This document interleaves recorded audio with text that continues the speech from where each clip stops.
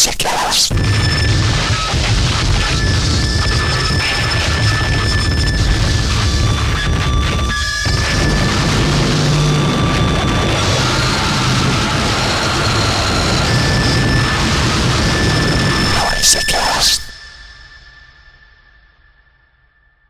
Noisecast in episode 27.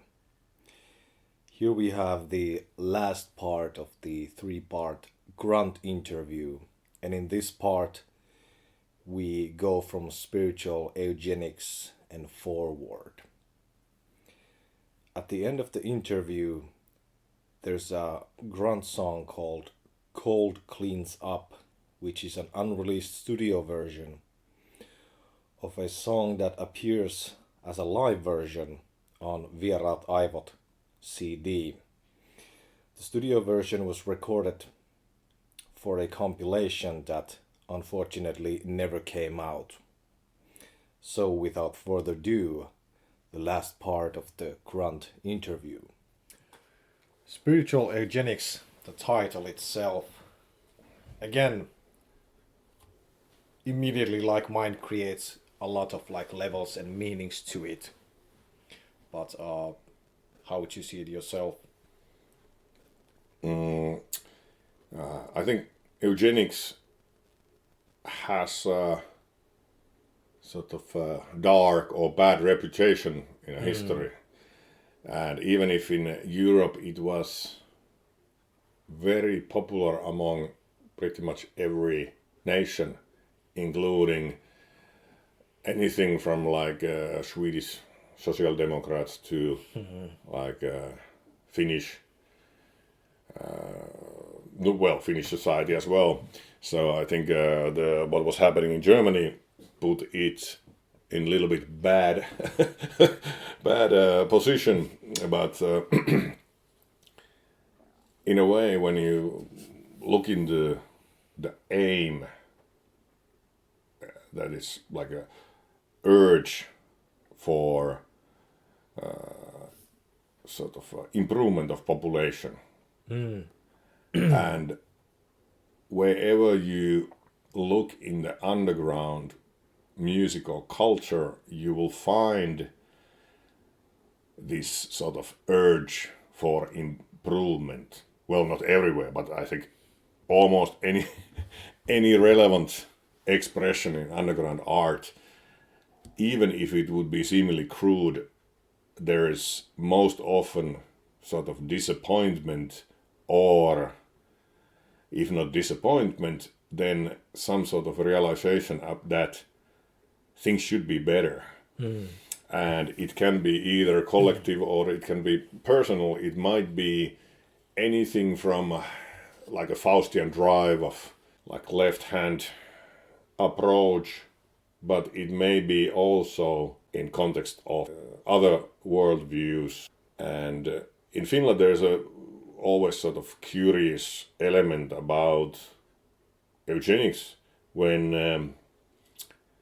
it was never seen as in such a bad light, that we have still this like, I don't know how to translate Neuvola-systeemi, what is like a child hospital system type of thing. Something like that. And there's an excellent album, Laboratorio Suomi, by Strom EC, that has Arvo Ylppö somewhere in the graphics, which is a Finnish like sort of innovator of this child hospital system, which was basically Finnish eugenics program, where improvement of species or improvement of the nation was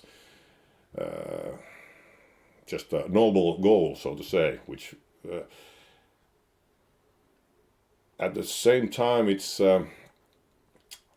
hard to say why it wouldn't be a noble goal unless you put some negative connotations on it, some kind of fears or some kind of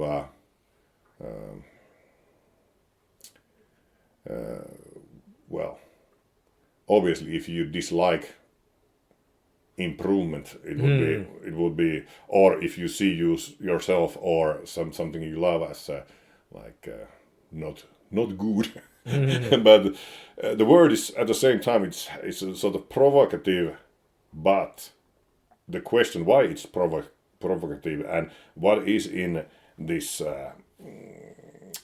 aim for greatness that it would be provocative for people. It's some of the topics or approaches what is in many of my albums, that something that sort of feels that it should be, or people in general think it would be somehow unacceptable or provoking or offensive, but for me it's merely interesting.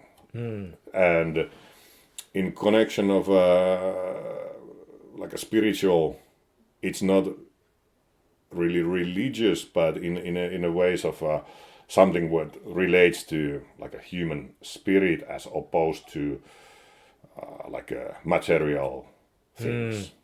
So there's if there would be a call for spiritual eugenics in a world like we currently live, I think the song doesn't really address anything very specific, but I think it allows people to think what it could be, what is a spiritual eugenics, what could be a program of improving what is the human spirit at the moment. And it doesn't it doesn't give any like exact answers for this, but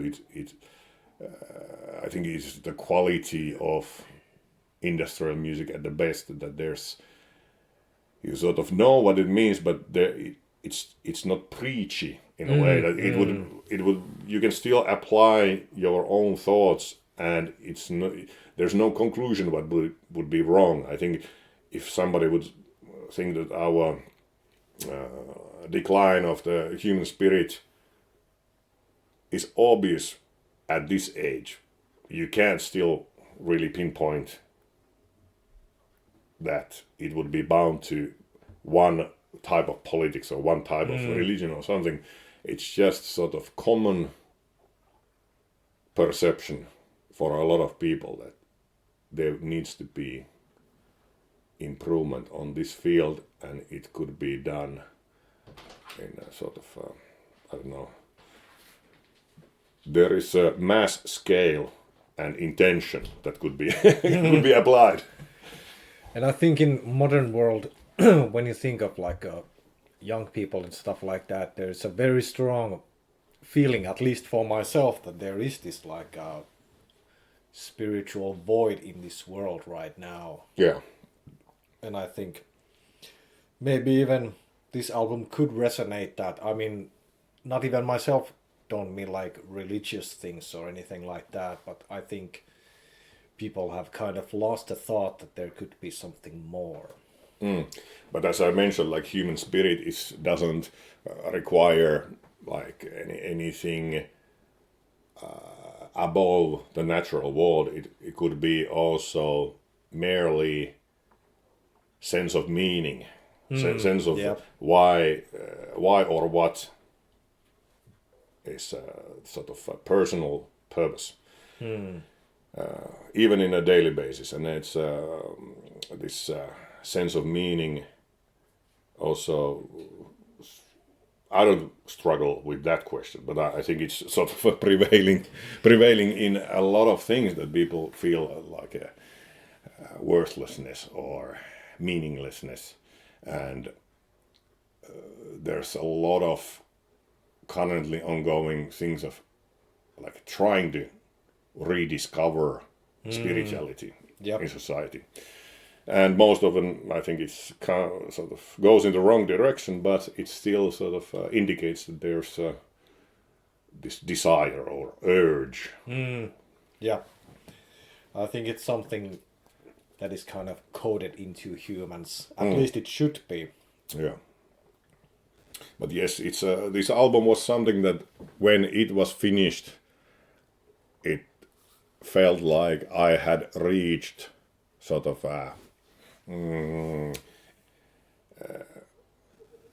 the moment when I could continue doing the same or sort of expand doing the same, but there was also urge to do something different.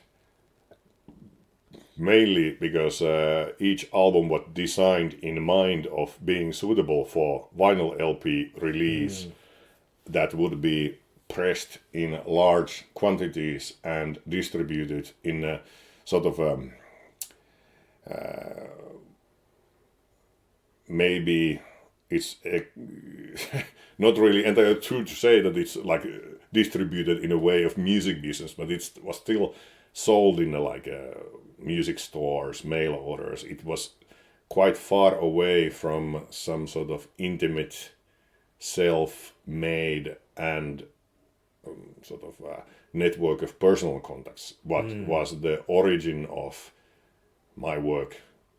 That it was some of the most interesting and fulfilling was the sort of personal trading, personal discussions, and obviously that was happening with every album and throughout the history of band. But then the idea that I should maybe make some releases that take things back from this somehow normal music releasing environment, what is digipacks, jewel box CDs, LPs packed in the standard factory sleeves and all that, and then move into something else that it's more in lines of creative noise underground.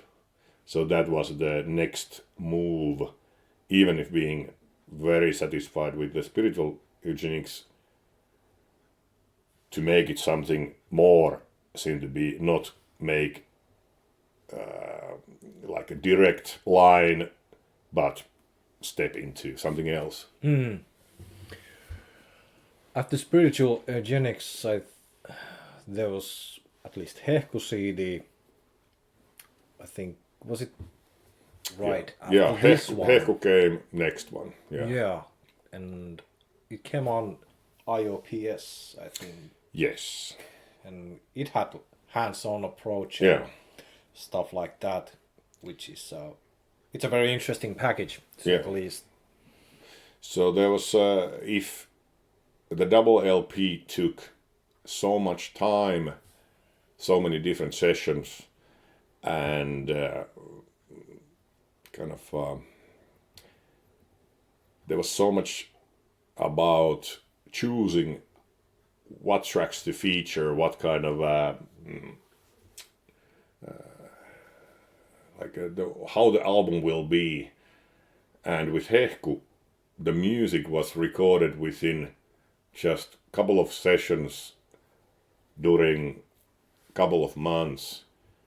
And basically it wasn't like spending a couple of months, but there was a couple of tracks made in December, and then rest of the album was studio live recording early next year, and then CD was sent to press instantly, and it came out about maybe a month after recording was completed. So it was very quick, very spontaneous recording, and it was all studio live.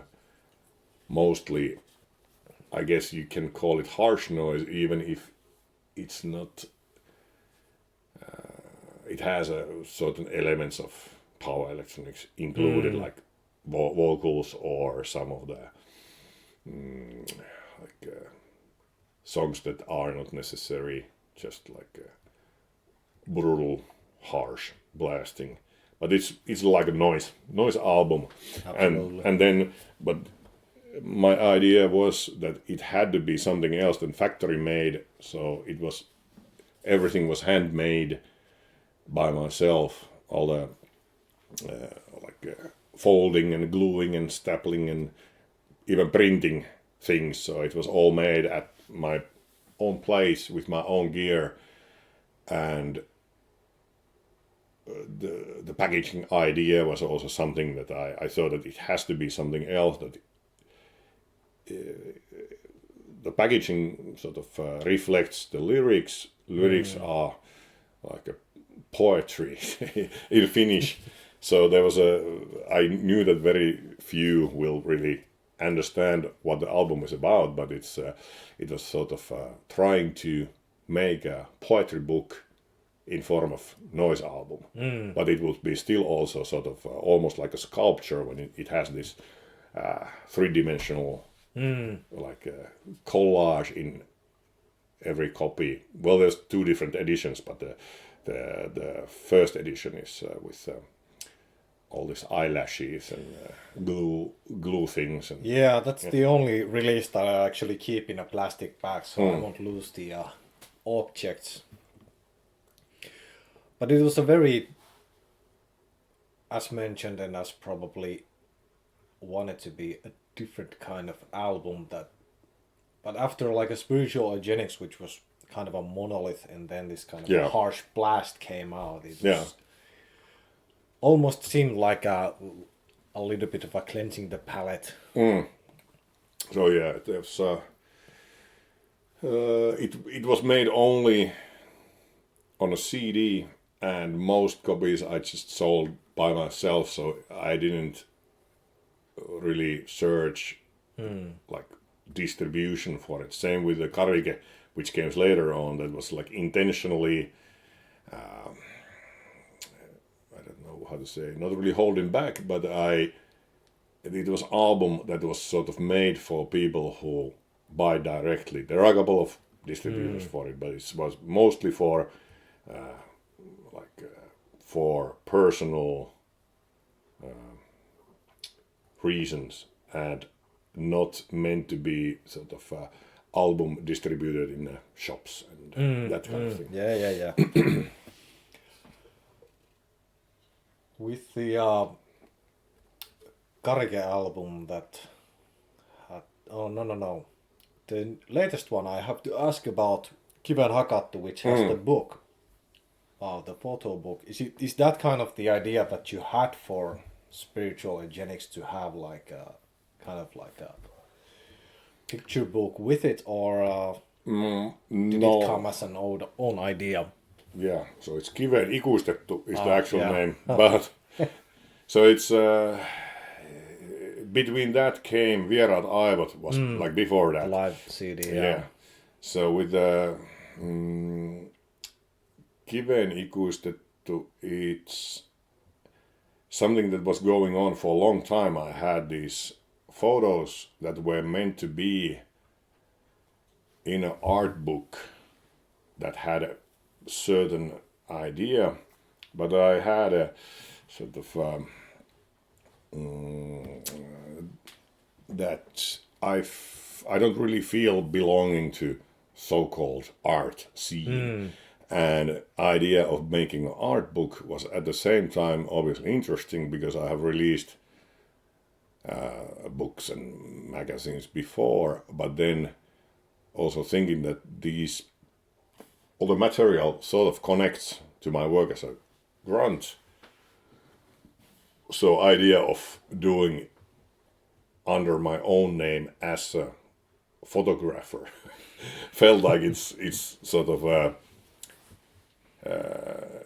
not really in nature of the work, that it's more like it belongs to the realm of my work as within industrial noise. And throughout the years when I was thinking like how it should be done, the concept or the idea of Kiven Ikustettu became visible in a way that it connects to Vieraat Aivot thing which happened before it. So maybe I should first say about that album, because it leads logically for Kiven Ikustettu. So Vieraat Aivot was basically when I was thinking about how to return to live activities after some years of not playing, and the idea was that I had to do something what is not the same as before, what is personally both challenging but interesting, and what would also escape sort of expectations of project. And the thing was that, as I mentioned before, that we, for some reason, there was a lot of invitation for like a music shows that we played, warming up I Hate God or whatever this, which is a great band obviously, and I have nothing against I Hate God. It was, you'd say, great honor to warm up them.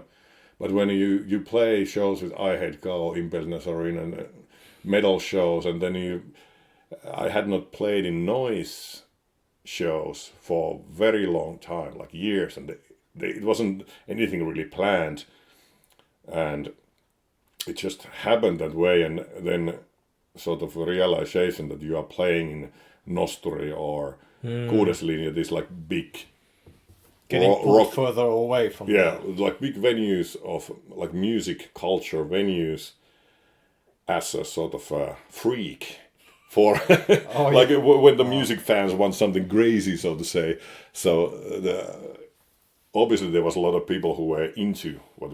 Sure, but it's still like you are basically booked. Curiosity. Yeah, so it's just out of curiosity that people will have something weird, and obviously it might be weird for some, but the feeling was that it should return into noise realms. That I don't look for like a success in a way that I think there's this notion of about noise bands growing, that they go to big arenas and reach new audiences, and I think it's crap, mostly crap. So there's nothing to be found there, and I think it's obviously can be fun for a while, but there's nothing to be found in the music business really. Nothing to gain. Yeah. So the idea was more like to get back into really intimate, small, sort of personal locations, and something that is related to sound. It's not like I would be like my work doesn't necessarily belong to rock club. It would be more in the lines of some kind of a warehouse or garage or whatever abandoned building or something like that. Would be more in lines of nature of the project. And so this Vieraat Aivot was documenting the live shows I was playing that year. So there was 3 different things what happened, and approach of the live shows were all different. Like one doing very private countryside cabin live show, and then there was the first noise show in Kammio venue, and that was something that the organizer had been asking me for like a couple of years, pestering me like every few months that I should play, and I was like, no, I can't now yet do anything. And finally, when I said that, okay, now I'm ready to play again, I have this idea what to do, and then there was just obstacle of where in Turku would be playing, because it's not necessarily like underground friendly town. That there have been a lot of good venues, but it's always these so-called dry seasons that sound something like TVO or other places close down, and then there's like nothing long periods of time. Yeah. But then I recommended the organizer this one place that is now known as Kammio. And when they organized the show, I think that had a sort of a impact on Finnish noise history, even because it started this new wave of shows in that area. Yeah. And then there was this one garage show in Helsinki region, private show. There was a couple of other bands playing, and I liked the idea of doing sort of small scale show. They are obviously in some way they might be annoying for people who want to see them if it is very limited for just like a few dozen people who can cram into tiny spaces. And I know the sort of annoying element of not being possible to see something you want to see, but it was also something that they needed to be done that way, that they would be happening in a way that would be kind of satisfying my own desire to do things differently. And since then I have played also bigger shows, like Germany, for example, was like a rock, not a real rock club, but like bigger club that hosts a lot of different style of bands. They had Combi Christ play day before I played. Okay. So there's like industrial, like this, like that type of industrial things happening frequently as well. But yeah, it was something that the idea of bringing noise back into this sort of intimate. I don't really want necessarily to sound elitist, but it's sort of like insiders, like people who are really sort of Who really want to be there. yeah. So that was the idea, that it is for noise people and noise fanatics, and not for casual music fan who such enters in the rock club of Helsinki, for example. So it's that was what led me into also kiveen ikustettu, which was sort of wanting to, like the kiveen ikustettu, it means in English immortalized in stone. And it sort of refers to sculptures or memorial sites and that kind of things that had been already part of my like visual presentation for quite a long time, and also as a theme of songs even. But with the kiveen ikustettu, it was the sort of how to say, it was like the physical presence of actually doing something was one of the like key elements in with this album, that the music is something that is recorded in places where people are actually present physically. So there's a live show from recorded in Lahti, and then live show in Kammio, which was consisting people who were intentionally present there to see something happening. And the music what was made there was also something that was made on the spot, especially the Lahti show. There was nothing prepared in advance. It was all like live improvisation. And big part of the Kammio show was also made on the spot. There was like a couple of loops existing before, but it was mostly created on the spot. And it's it was sort of when a lot of things now is that people value like seeing things or experiencing things, it's almost like virtual, like they are not really there, they watch like video, or they could have been present but they are not really there. They know about things by reading or watching something, but not that they were actually present somewhere, or that they're like having a theme in a noise release is interesting in a way, but the living the theme, like that, it's not really theme, but it's something that you actually lived and experienced through. It makes it something else than just sort of imagine something. And in this case, it's, the book itself is something that every location was something where I physically went, or the backing video of the show, it was self-made, as most of the videos obviously have been for years, but it was something that you travel to place that has history, and that you sort of first-hand experience in something that is something greater than just downloading a couple of nice looking pictures, but it's something that you take part of something that includes also photography of like getting the model, or I don't know if model is the right word, but having a certain character in the photo. You have a actual communication with her. You have done the legwork or research for the location. You know where it must be done, all the kind of angles and the physical equipment to get it done.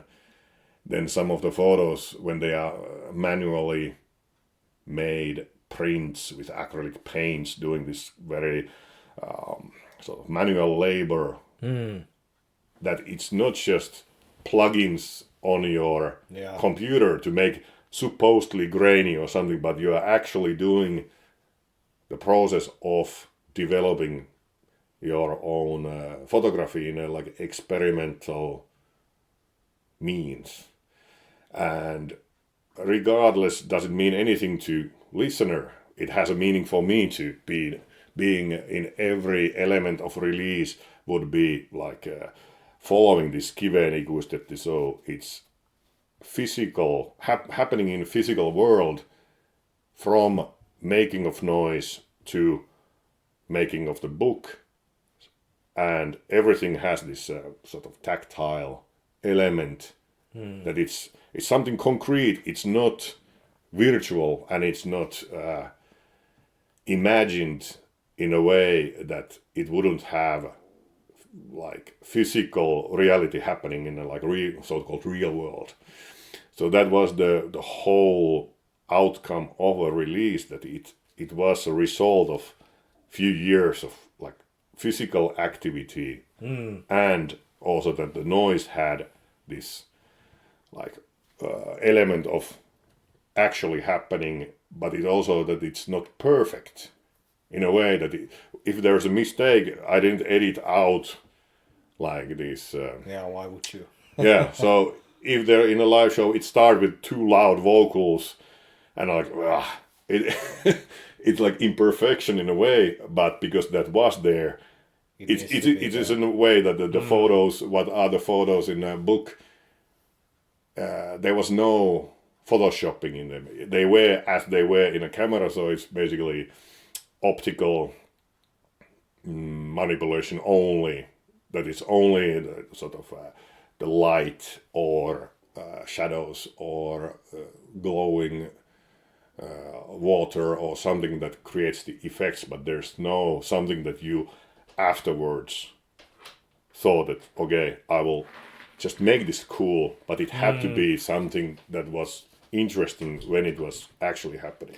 I think a lot of people are drifting away from that, like actual doing things and trying to maybe present them as raw as possible. One thing that came to my mind about the returning to live activities is the losing the mask. Does that have any particular reason? As I mentioned before, a lot of people associate my shows with a leather mask, even if it was sort of a fairly short period of time when it was used. There was originally, there was a couple of shows when I was using this just a normal like cloth black commando mask type of thing. It was used in the late 90s.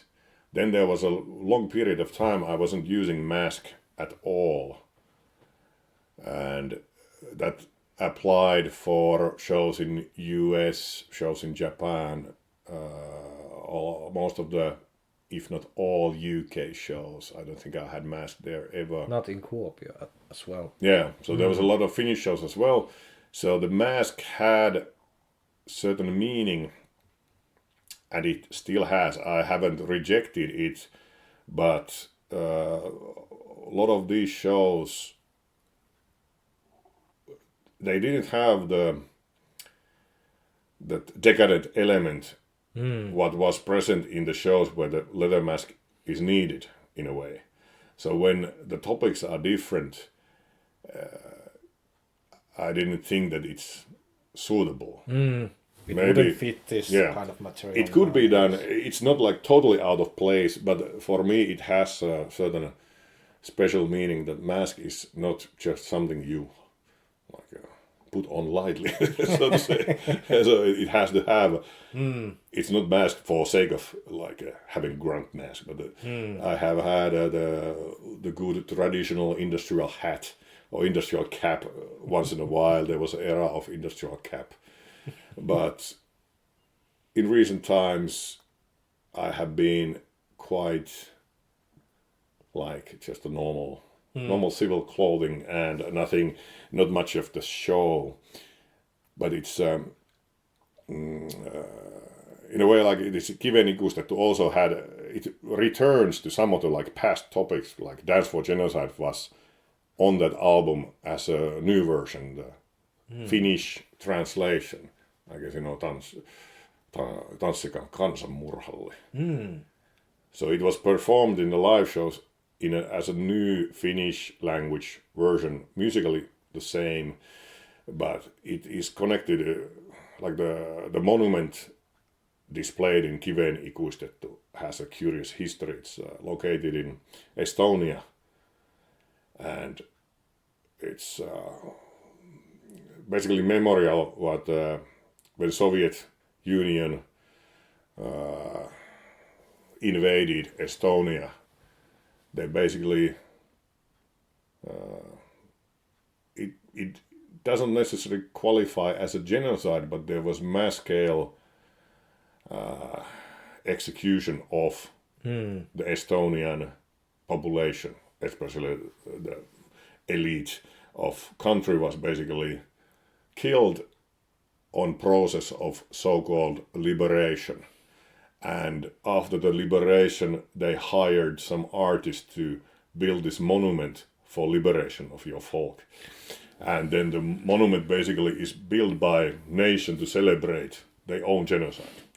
And Dance for the Genocide song it samples obviously the Rise of Spring, which is when you look into Stravinsky when he was making it. The song deals with like a pagan human sacrifice in ancient Russia, and this sort of human sacrifice for sake of greater good is a topic that can be used in a modern sense as well. And visiting some of these sites where it's the art is born out of, you could say, fairly grotesque turn of events, and it felt like this song is mandatory to be performed with this video material. Karike is another release I'd like to talk about. It's not necessarily a new one. It's actually a year old now, but it's very different kind of release, and it really reminded me of the Alchemy of the 21st Century CD that came out a long time ago, but has sonically same type of elements, but operating probably in different realm. Alchemy of 20th Century started as like a drone or industrial loop thing. Then I changed the name into 21st Century. All right. So there was the approach of the project changed. So the CD I made as 21st Century, it has these like natural or environmental recordings without any processing. So there's a similarity to that in a way that I regarded glass or wood or some other these natural sounds, and on that CD they were sort of interludes between the musical pieces that had like violin and metal junk played in a sort of percussive ways. But when I didn't really think karike to be anything related to that project, but the idea of the CD was that the artwork of booklet combines like a synthetic and very, how to say, human or civilized elements, which would mean rubber fetish things, which is somehow, you could say, unnatural, that it doesn't have really equivalent in nature, but it's like a human deviant behavior in very sort of artificial, fetishistic way, but it has also that everything is photographed in a natural environment, that it is at the same time pictures of nature as it is pictures of this sort of anomaly within nature. That would be human deviance. And the music itself is sort of reflecting the same idea, that it's only natural sounds in a way that they are field recordings, or if not field recordings, they are something recorded mostly in forests. It's like wood, stones, twigs, and water, and various other things, but also it has this sort of borderline of civilization where abandoned building is a source of material. So there's like concrete, glass, some metal, very little, because the musical idea was not to use anything I have used before. And I've always been a sucker for metal junk. Intention was not to use it this time, but use something else. But there was so good sounds available in one location that I just couldn't not record them. And then I wanted to sort of capture this, what was originally idea of the art book was that it would start as a just environmental, like landscape pictures, and it would zoom into sort of forest textures and all that, and suddenly at some point the book would appear this anomaly of latex clad female just laying there in this middle of karike type of thing. And then when the book would develop, show all these other things, and it would sort of then again abandon the anomaly and return back to nature photos. I didn't do that as an art book, but it was done as a CD and photo, like zine format. But it started with a couple of, it wasn't maybe in that mass scale as it could have been, but as I explained before, that I came in the conclusion that I don't really belong in the art world. I don't need to follow the sort of what is expected in the art world, and in there they value some kind of monumental hardcover photo book as a sort of final document of what you have done, and somebody doing self-published magazine or small art scene is worth very little, I would say. And that's not the problem for me. So it's making something that is not considered to be any like a landmark or sort of grandiose final statement it's rather this one moment in creativity, what it would be combining the visual art and the sound in a way that the CD starts sort of almost quiet when you can hear like a moss moss and twigs and just sand and all these things, and little by little is introduced broken electronics. Basically there's nothing else in it really than like mixer feedback loops processing the sound, and the challenge I set for myself was that there can't be synthesizers, especially not MS-20, because I had to use it so much. So I thought, no, that, and I'm also always been a big fan of delay pedal, and I almost always use delay, and I thought that, well, just to challenge myself, no delay can be used. And in general, there's like one overdrive pedal, EQ pedal, and looper, but it doesn't really have that kind of pounding rhythmic loops. But it's looper is used more like rotating the source sounds in a way that recording what was originally 1 minute then can be like 5 minutes source, creating the texture. But it was extremely minimal setup, and then also trying to capture the atmosphere of the visuals. And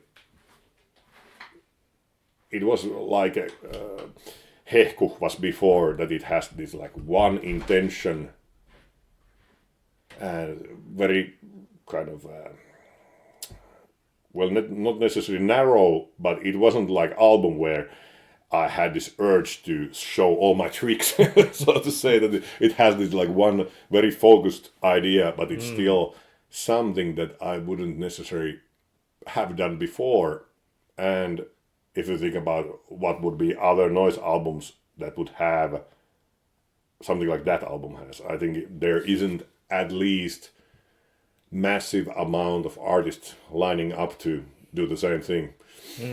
Even if it sort of, some people say that it belongs to this current wave of Finnish noise more than my overall work, but I wasn't really thinking about what is happening currently in Finland. But if there is unconscious influence, it must be because there's so many great artists in Finland at the moment.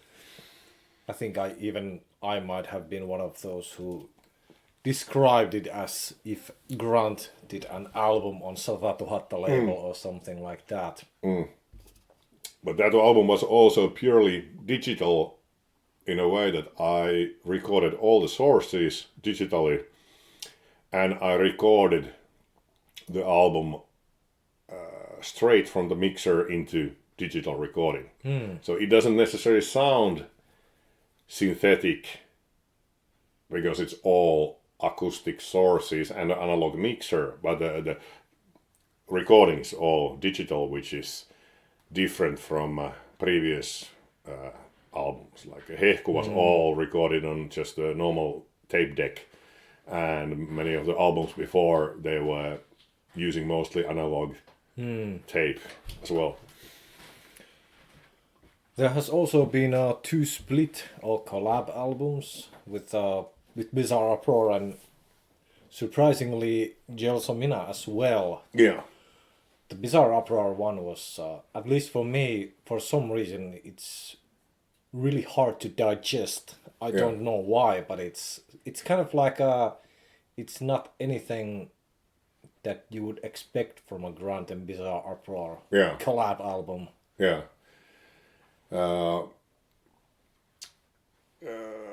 Gelsomina or Gelsomina, I don't know how he wants it to be said, but that was something the artist proposed me when it turned out that it's 20 years from our previous collaboration. And he said, why not make a new collaboration? I think over the years we probably have discussed about maybe making a CD version, because the vinyl was originally only about 100 copies and it was never released on CD. So there was this idea that what if we do a double CD that would have new collaboration that happened 20 years before, I mean after the previous one.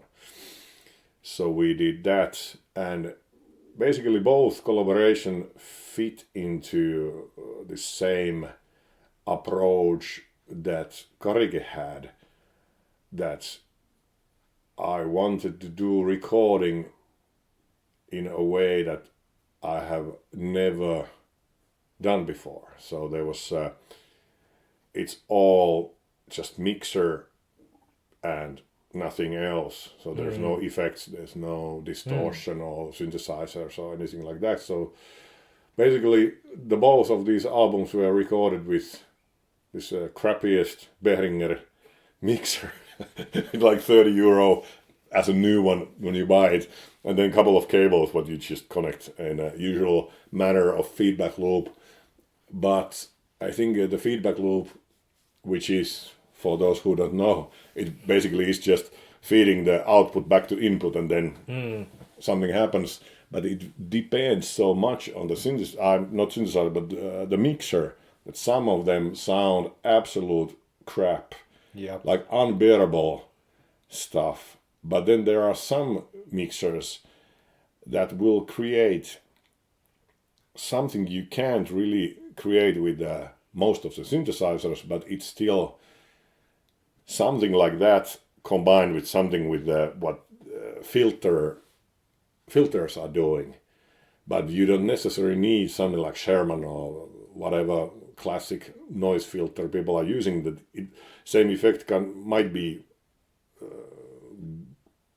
possible with very simple mixer connections.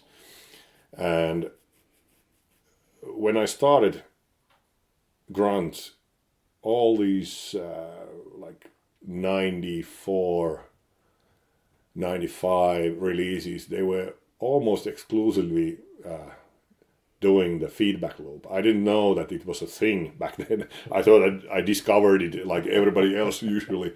I just had a 4-tracker and I was using a stereo system, so I had a 4-tracker connected to RCA input of stereos, and then taking a headphones output of stereos back to 4-tracker, and it's different from mixer feedback. And I could use the stereo system equalizer to adjust sounds, and it would be very close to synthesizer sounds, almost like a wasp or something like that. Very simple, very traditional, but also unpredictable in a way that you can't really know what happens if you turn some button a little bit and it might be something else.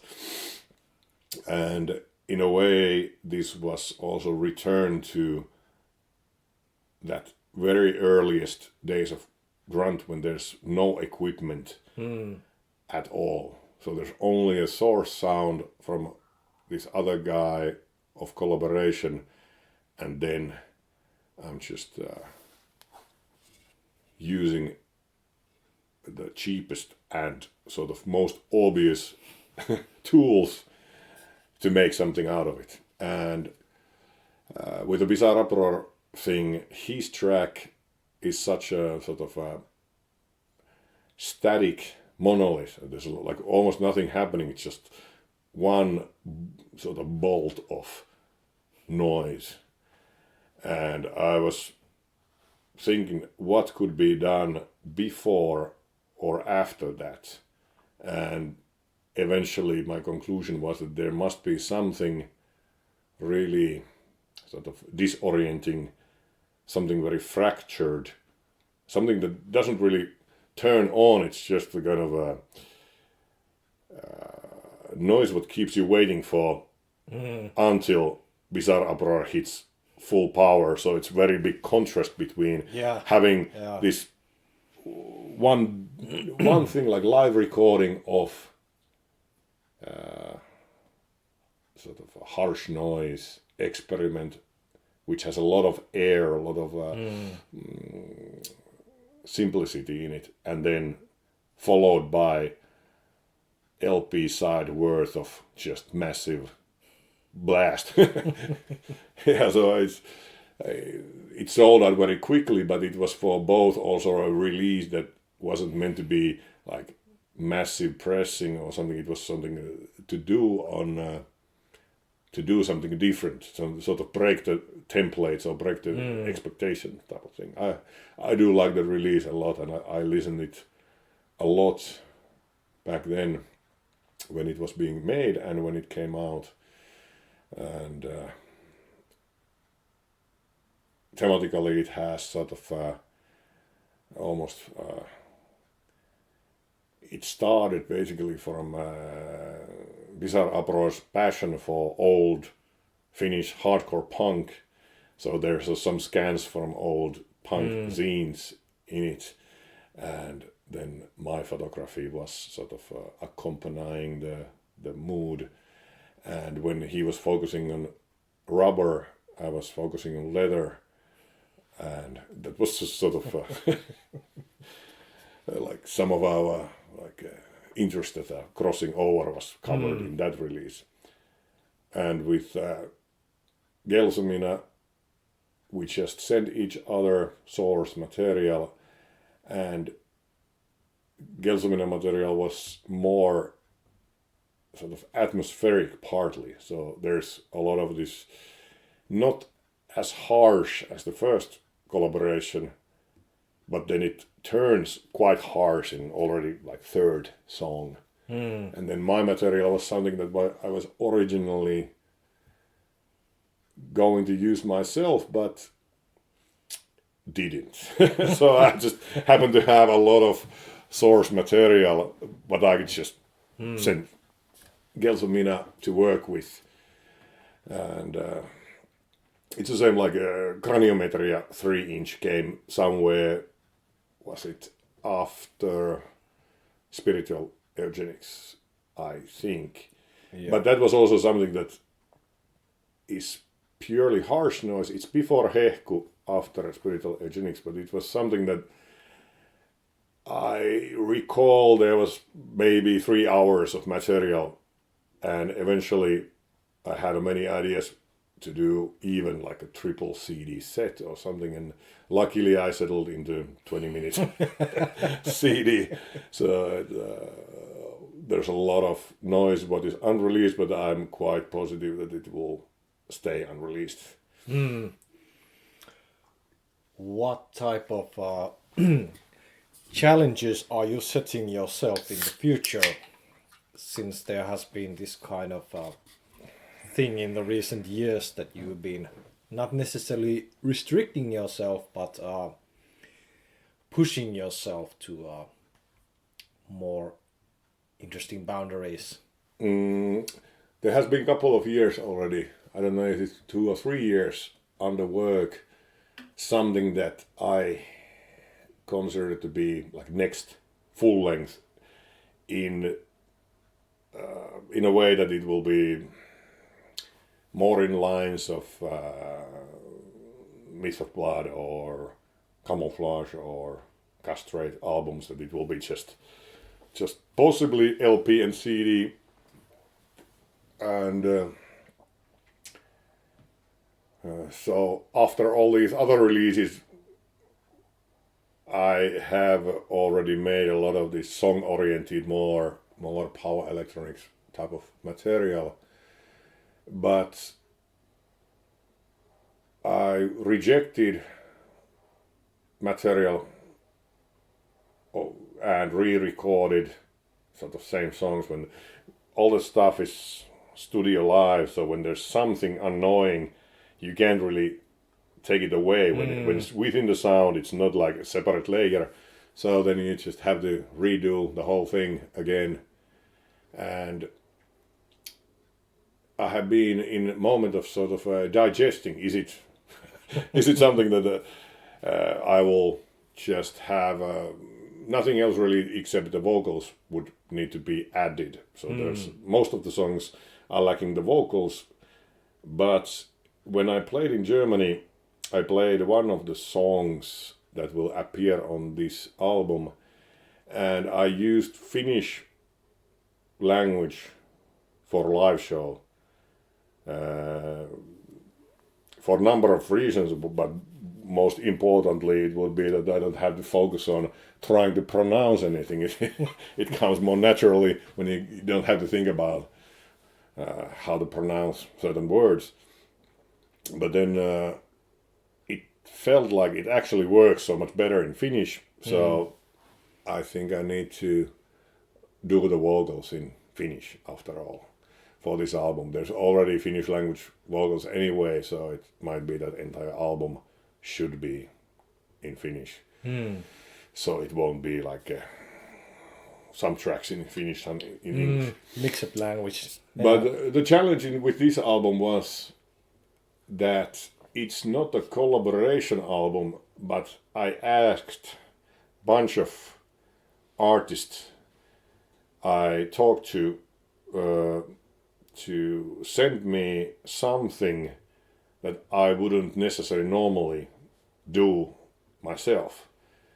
And I wasn't interested in getting somebody throwing metal junk or making like MS-20 oscillations. It had to be something that I wouldn't naturally be drawn to make. And then a bunch of these guys sent me material to work with, and I know that when they go through what I do, they will sound like Grunt songs anyway, but there will be this small element of something that I wouldn't normally like do. It's just something that wouldn't be natural starting point. Or there are some artists but have sort of a habit of doing things in unusual way. Gelsomina being one example, which they have very unusual submission there. But something like Will Over Matter, for example, it's in its brutal simplicity, it's so unique that almost nobody have like balls to make something like that. But after it's done, it sounds like quite like my stuff would sound normally, but there's like small element of something else. And same with these other artists who I asked. And that was something, not necessarily a challenge, but it was like a means to make something I haven't done before. So how to use somebody else's sounds, not in terms of collaboration, but in terms of adding something new, but yet making sort of a traditional grunt industrial noise out of somebody else's materials. So that should be the next one. Do you see this approach also as a conscious or a subconscious nod to the industrial history where people were kind of resourcing other people's material for their releases? I was just writing about it today, I think. So on a forum. So I wrote about it, especially in the forum, but I wasn't at least consciously thinking about it. But now that you mention it, there is an element of like taking somebody else's work and making it your own. But in my case, it's done with a like a permission and by request, not just grabbing their release and recycling it. So it's like intentionally something where you reach something new with help of somebody else.